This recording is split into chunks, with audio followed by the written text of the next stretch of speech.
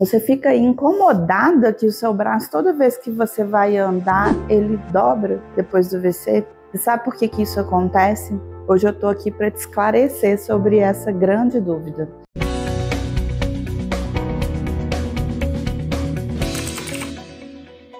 Meu nome é Ludmila Toni, eu sou fisioterapeuta neurofuncional e já há mais de 20 anos que eu trabalho com pessoas que tiveram AVC na reabilitação, na recuperação dessas pessoas. E aí, sempre, não vou dizer sempre, mas é comum, em alguns casos, isso acontecer. Né? A gente fala até braço em L, né? A pessoa vai andar e aí a primeira coisa que acontece é o braço dar uma dobrada e aí ter dificuldade de liberar o braço mesmo para andar depois do AVC. E o braço do lado do corpo, tendo o balanço ideal para andar, ele até facilita na locomoção, né? Não é o principal fator da locomoção, mas ele facilita. Então, normalmente a gente anda balançando os braços. Então, por que isso acontece, né? Muitas das vezes a pessoa já tem esse padrão, tá? Então, ela já tem esse braço dobrado, mesmo sentado ou mesmo deitado, e é difícil de esticar ou não estica completamente, nem se outra pessoa ajudar. E aí, ela, em qualquer atividade que ela fizer, ela vai manter esse padrão.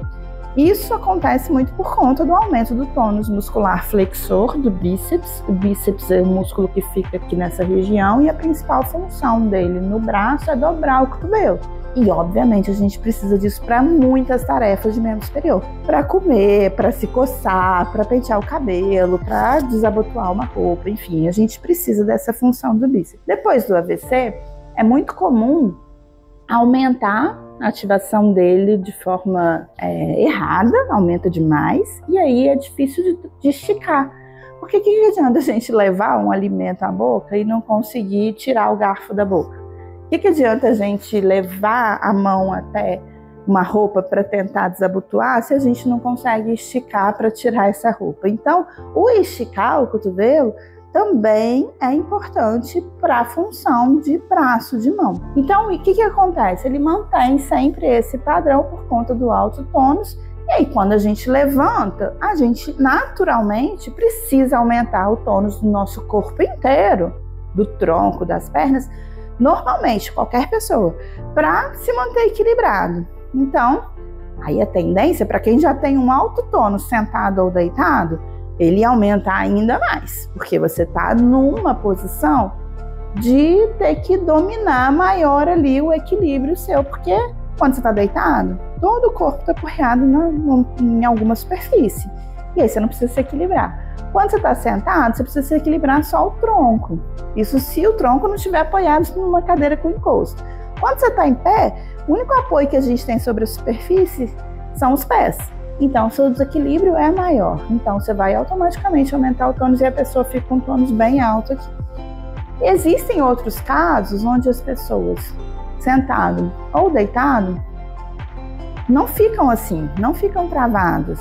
Conseguem ou esticar espontaneamente sozinha, com mais dificuldade, mas conseguem, ou outra pessoa vir tirar e tentar esticar o braço e aí consegue também. E aí na hora que a pessoa levanta, ela simplesmente para andar se trava toda. Essa é uma estratégia de resgate do equilíbrio. Eu não estou usando o membro superior para andar, porque não é a principal função para andar, como eu falei lá no início do vídeo. E aí eu uso ele para me ajudar a me equilibrar. É como se fosse um ponto de fixação para eu conseguir me equilibrar. Já viram quando a gente está... dá um exemplo para vocês entenderem. Quando a pessoa está andando numa corda bamba, como é que o braço fica? Em movimento. Eu tenho que movimentar o braço. Você nunca vai ver uma pessoa andando de corda bamba com o braço, né, ou andando um pé na frente do outro, com o braço todo travado, sem movimento. Então, são estratégias que a gente utiliza para conseguir resgatar aquele desequilíbrio que está acontecendo. E aí, muitas das vezes, como eu já tenho esse tônus aumentado um pouquinho, a primeira coisa que acontece é aumentar um pouquinho e aí o braço fica dessa forma. E aí, a gente precisa pensar que a gente precisa tentar melhorar um pouquinho esse tônus muscular, apesar de ser uma coisa involuntária, a gente precisa pensar Aqui na clínica a gente pensa, no meu dia a dia, a gente pensa em estratégias como aplicação de toxina botulínica, se for o caso, se for indicado para aquela pessoa, para relaxar um pouquinho mais aquele músculo. A gente pensa em eletroestimulação para a gente conseguir esticar, ativar mais esse músculo de trás e também o da frente de forma voluntária. Então, quanto mais a gente consegue fazer isso, ter maior controle desse movimento, menos esse tônus vai entrar. Melhorar a percepção dessa pessoa em relação à perna, trazer mais equilíbrio. Então, treinar, por exemplo, tentando segurar um travesseiro, exige um pouco mais de estabilidade da perna, e aí você não precisa tanto do braço para gerar isso. Treinar segurando o braço, segurando alguma coisa, uma sacola, então faz também com que você exige um pouco mais de ativação dessa perna. Então não tem como a gente fragmentar, gente. Nesses casos, o braço e a perna estão trabalhando em conjunto. Então, se você conseguir maior controle da perna, provavelmente vai diminuir esse tônus. Mas se isso já é muito alto, aí você precisa de uma estratégia de ferramentas para ajudar isso a diminuir antes mesmo da gente conseguir esse controle motor. Então fica aí algumas dicas, né? Tenta treinar a andar segurando alguma coisa, ou um travesseiro, alguma coisa bem leve, tá? Ou um travesseiro na parte da frente, mesmo que você segure na outra mão, ou colocar uma luvinha e fixar uma sacola na sua mão, ou tentar treinar mais ativação de esticar o cotovelo, de dobrar o cotovelo de forma voluntária. Pode fazer isso deitado, sentado, e quanto mais controle você tiver dessa musculatura, mais você vai conseguir andar com um braço de forma mais natural, balançando da maneira como você deveria. O que é o Guia de 7 Passos para se recuperar melhor depois do AVC? É um livro digital onde você vai encontrar as principais informações que podem sim fazer diferença em todo o seu tratamento, ou no tratamento do seu ente querido aí que teve um AVC.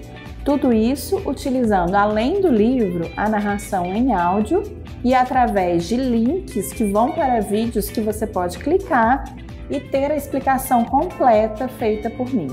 São orientações básicas, mas importantíssimas, que podem ser feitas aí no conforto da sua casa, até orientações mais de níveis avançados. Além de conhecer os tratamentos mais modernos, que têm maiores níveis de evidência atualmente e mais funciona na prática clínica atual. Clique no link abaixo para conhecer melhor o meu livro digital.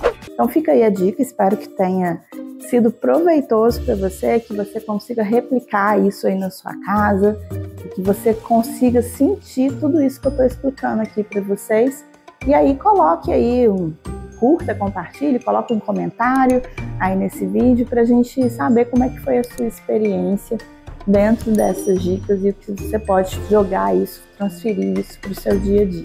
Espero ter ajudado e eu estou sempre aqui falando de AVC para você. Até a próxima!